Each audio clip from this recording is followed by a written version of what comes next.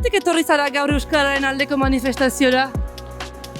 Uste dalako Euskararen alde borroka egiten jarraitu behar dugula. Ez dagoelako dena lortuta, ez da inondik inora ere.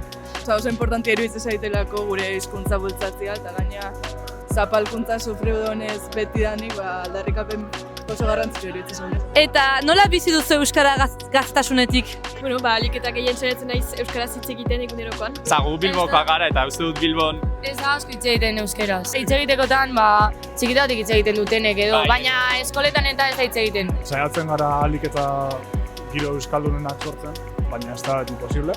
Parte hortatik euskararekin hasi naiz. Zer izan behar duzuentzat Euskararen herriak ezin bestean? Gazteak eta ikasleak. Bai, gazteak eta ikasleak. Eta independentzia. Itzengo da bezene herritarrak.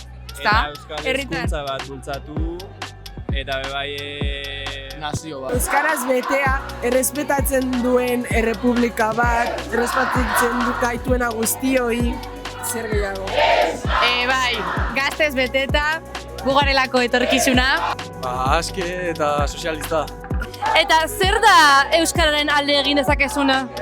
Pues euskaraz hitz egin. Euskararen alde egin lehikezuna, euskara sentitu. Euskaldunen baloreen presentazioa eta egunerokoan balore haien aplikazioa. Euskaraz berbain. Euskaraz bizi. Eta euskari transmititu. Eta bultzatu hori. Euskarazko gazte komunikadiakoa bestia. Tu klakera!